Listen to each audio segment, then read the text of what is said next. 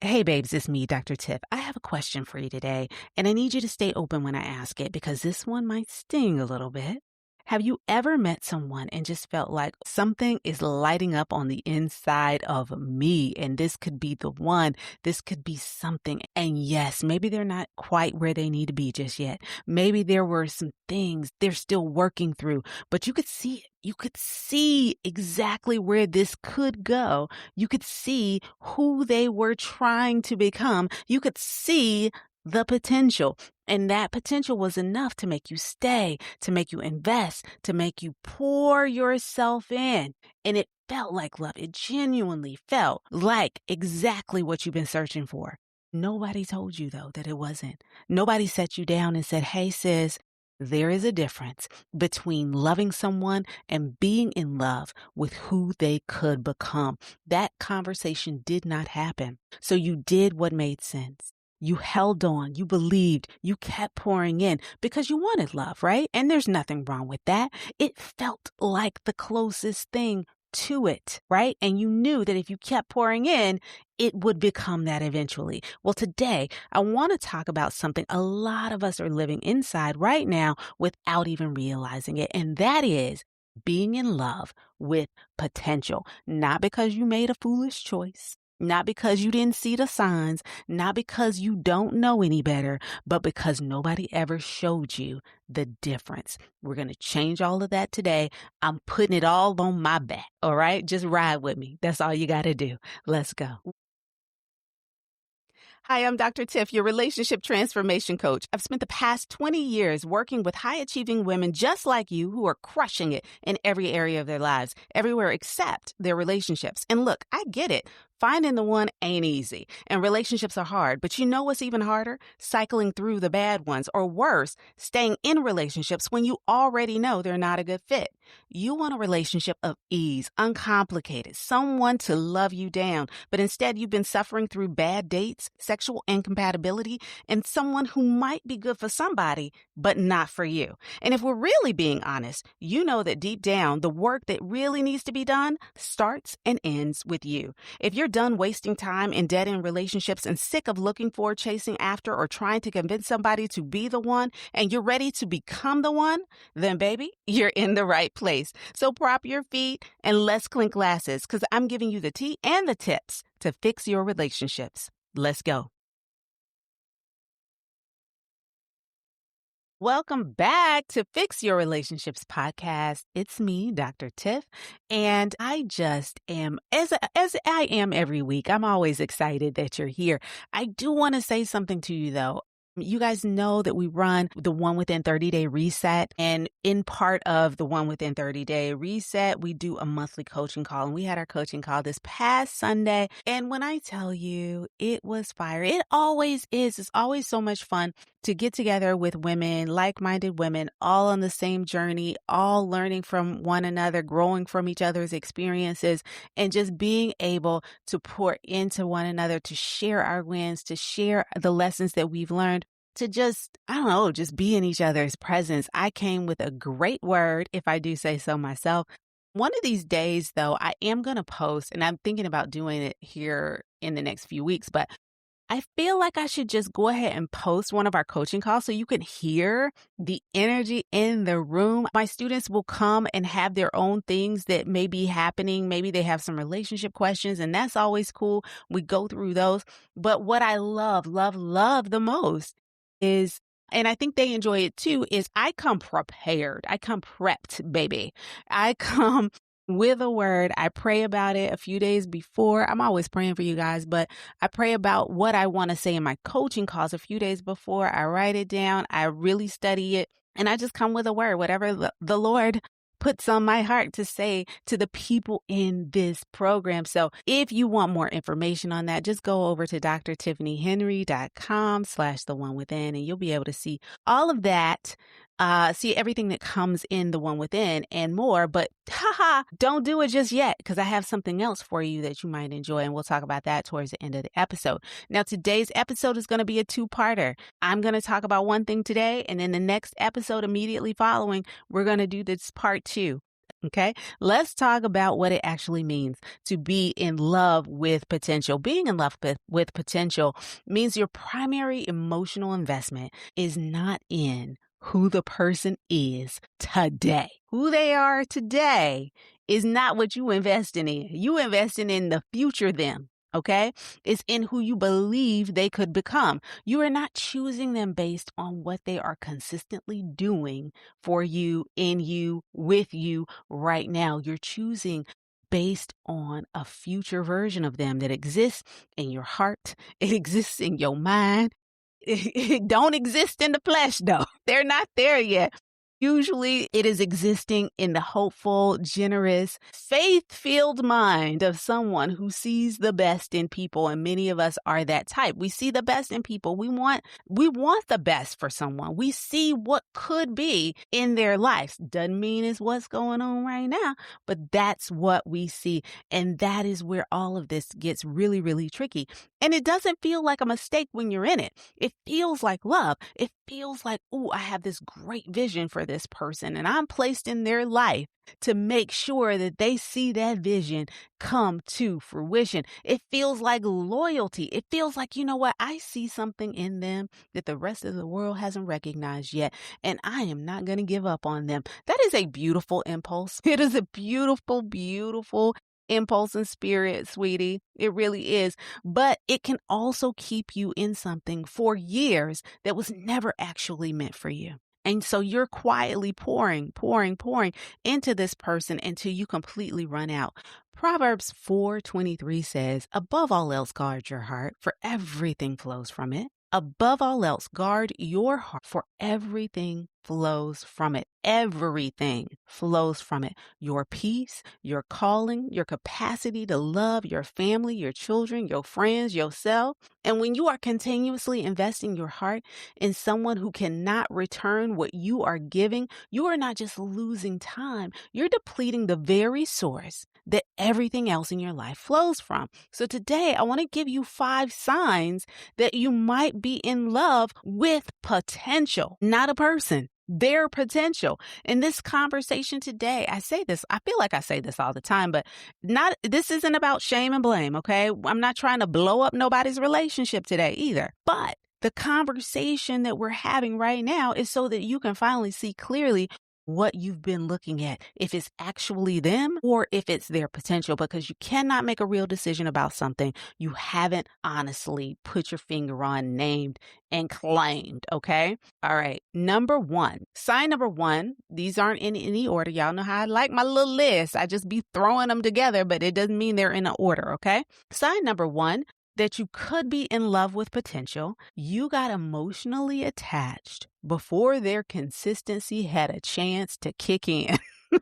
You got emotionally attached before their consistency had a chance to gather itself. This one is very, very, very prickly. So just stay with me here. Let's talk about hunger for a second, right? If you are really, really hungry, if you're really, really starving, and some of us have been this way, child, some of us are hungry right now. If y'all listen real close, my stomach gonna start growling.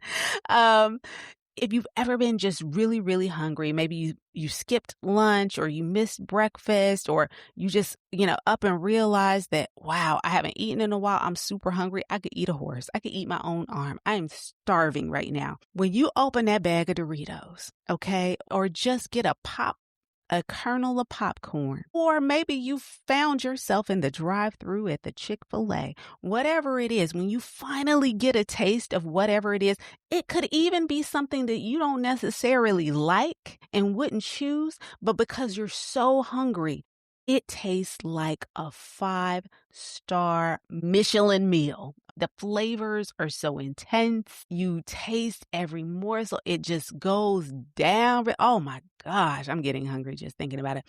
That's hunger, right? When we are hungry for love, when we've been waiting and hoping and maybe even wondering when and if it's ever going to happen for us, we can be more susceptible, okay, to the intensity of love than we realize. So when love does finally come to us, we're like, oh, this feels great. This is amazing. This connection is fantastic. But that's the thing about intensity. Intensity masquerades as connection. They showed up and they were magnetic. It was on and popping right then and there. They were charming, so attentive. There was chemistry. There was potential. And something in you said, finally, yes, this is it. This is it. I'm all in. So you moved fast. And when this happens, we have that hunger for love like that and that intensity. We move faster emotionally. You might start investing quickly. You start building a future in your head before the relationship has a chance to show you who it actually is. That hunger for love is not a flaw. Child, it's a human experience. We've all done it, okay? You are not alone. But it's worth asking yourself, did I fall in love with this person, or did I fall in love with the feeling of finally finding a relationship, of someone finally choosing me, of me finally finding my person? Is that what I'm feeling? Or am I really in love with this person? All right, sign number 2, that you might be in love with potential. Sign number 2, you make more excuses for their behavior than you make space for your own feelings. You make more excuses for their behavior than you make space for your own feelings. Something happens that doesn't quite sit right with you. Maybe they cancel plans on you at the last minute. Maybe they go quiet and kind of ghost you, or they just don't return calls for a couple of days. They say something that's really rude or flippant, And before you even let yourself feel those things, before you can land on a natural reaction to those things hurting you and how you felt, you already are explaining it away. Well, they're going through something right now. They didn't really mean it like that. I can be a little sensitive sometimes. They're not that good at communicating. So, I know who they really are. I know their heart. Okay? Honey, that is mental gymnastics. You are going through it, honey. That constant work of translating their behavior into something you can live with, that has to be exhausting. And the fact that it has become so automatic that you don't even notice when you're doing it, that's a sign. That's the sign. Because a relationship where you feel safe should not require that much translation. You shouldn't have to subtitle somebody's love for it to make sense.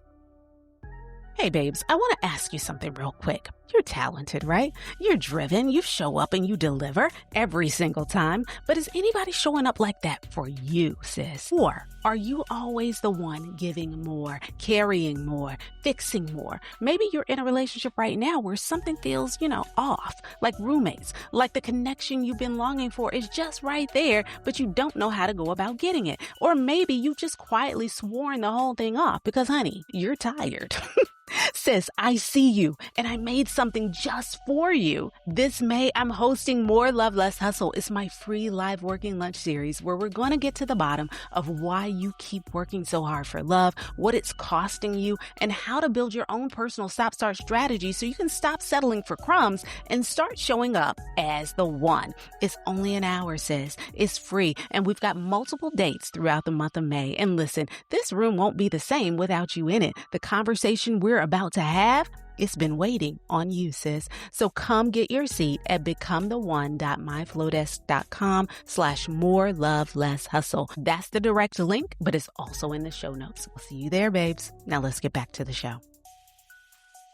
All right, sign number 3. Sign number 3 that you are in love with potential. You have a vision for their life that's more detailed than the one that they have for themselves. You have a vision for their life that is much more detailed than the one that they have for themselves. You can describe who they're going to be in vivid detail. The healed version of them, the ambitious version, the emotionally available version. You've thought about it. You've prayed over it. You've named it out loud. I'm going to name it and claim it for you. And they look at you in like vague agreement, but no real ownership, because this is not them. This is your thing. That gap between your certainty about their future and their own ambivalence about it is important information, sis. You cannot want someone's evolution more than they want it for themselves. And if you're carrying the vision for this person's life while they're still deciding whether they want to do the work, that is not a partnership, honey. You are running ahead, hoping they're going to catch up. And baby, hope is not a strategy. They are not catching up. This is your vision and you're running with it. Okay. Sign number 4, that you might be in love with the potential. The thought of leaving feels like giving up on them and not moving on for yourself. The thought of leaving feels more like giving up on them, not moving on for yourself. When you imagine walking away, what is the dominant feeling? When you think about walking away, throwing in the towel, saying, I'm done, what is it that you feel inside? Is it grief for the connection, or is it guilt? Like you would be abandoning this person who still needs you. Like you would be responsible for them not becoming who they could be if you left. If leaving feels more like betrayal than self-protection, if you feel more responsibility for their outcome than you feel compassion for your own, your love has crossed over from mutual partnership into something that feels more like a rescue operation. And sometimes the most loving thing you can do for someone you care about is not stay and just keep believing in them from afar. Okay. Sometimes it is letting them go do their own work without your heart financing the process, because we're doing a lot of hard work and really driving ourselves crazy trying to get them somewhere where they haven't even said they want to go. It's cute, it's nice, but that don't mean it's me. Sometimes they love you enough to let you go on and do this little thing you want to do, to let you just go ahead and twiddle your thumbs and do all this work that you're doing. But I'm not about to do any of this heavy lifting because this is not my dream. It's yours. Sign number 5. Whew, this is the last one. Sign number 5, that you're in love with potential. You measure your worth in the relationship by how much you've contributed to their growth. You measure your worth in this relationship by how much you've contributed to their growth. When things go well, you think, see, they just needed the right person. I was the girl for the job. When things go badly, you start to wonder what you did wrong. What could you have done more of? What could you have done differently? How could you have shown up more? Your emotional scorecard in this relationship is entirely measured by what you've put in and what they've produced as a result. And that, again, exhausting. You're doing way too much, because it means your value in this relationship is always going to be contingent on their progress. And their progress is something you can't control no matter how much you love them. I hope this all makes sense. And I hope it doesn't sting too bad, but it was something that had to be said out loud. If you heard yourself in any one of these 5 signs or in all 5 of them, I need you to hear me before we wrap up today. You are not foolish. You are not desperate. You are not someone who doesn't know any better. You are someone who loves very deeply, who believes in people fiercely, almost to a fault. Okay. And you've learned a very long time ago that loving someone meant investing in their potential. That lesson made sense somewhere in your life. Maybe it made sense in childhood. Maybe it made sense in earlier romances that you've had. But it may be costing you more than you realize today. In the next episode, it's going to be part 2, okay? In part 2, we get into the why highly driven women fall in love with potential in the first place, the conditioning, the origin story, the deeper stuff that's all underneath all of this. And most importantly, we get into why letting go is so hard, even when you can clearly see what's happening, because knowing the signs is one thing. Understanding the root, honey, that's where the real shift comes in. And while you're sitting with what today brought up, I want you to know something, okay? Lean in, because I need you to hear this. You have been loving people with everything you have. You've been generous and patient and full of faith in what someone could become. And I need you to know that same love, that same depth of investment, that same fierce belief, that same unwillingness to give up, you deserve to have that directed right at you, sis. Not at a future version of someone who may or may not arrive at the destination, not at the potential in someone else's life, at you, the woman you already are right now today. That is the love that is available for you when you are ready to receive it. I want to let you know that throughout the month of May, that is exactly what we're going to be talking about together. Live in real time in a room full of women who absolutely get it. It's why I created More Love, Less Hustle. More Love, Less Hustle is my free live working lunch series happening all throughout the month of May. Come do this work with me. Tap the link in the show notes to grab your spot or go to becometheone.myflowdesk.com/more love, less hustle. See, that's a lot. That's a lot to remember. Just go to the show notes, okay? And tap the link and join us for more love, less hustle. You are not here, sweetie, to build somebody else's destiny while yours waits. The time for you to do and be and have everything that God has created you to be is right now. I hope to see you in more love, less hustle. Again, that's becometheone.myflowdesk.com/more love, less hustle. Dates throughout the month of May. And we'll be dropping more dates as the month rolls on. I hope and pray to see you in that room. You are here, sweetie. You will be in that room and you are right here, right now to be loved fully as a woman that you already are. The woman who is the one. I'll see you in part 2. Ciao. Hey, babe, I hope you enjoyed today's episode. My goal with this podcast is to bless you with information that helps you fix those relationships that are most important to you, but not before you do the self-work needed to make sure that those relationships thrive. If this episode was exactly what you needed, then guess what? Somebody else probably needs it too. So do me and them a favor. Please share this episode with your good girlfriend and let her know about the podcast. And while you're at it, hop on over to Apple Podcasts and leave a review. This really helps to grow the podcast and puts it right in front of other women who are desperate to work on their relationships and themselves. And if you haven't done so already, I want to invite you to join our community of like-minded women all on a journey to become the one. You can sign up for free at becometheone.myflowdesk.com/email. I know that's a lot, so just go on over to the show notes and click that link there. Thanks again for listening to Fix Your Relationships with Dr. Tiff. I'll see you right back here next week.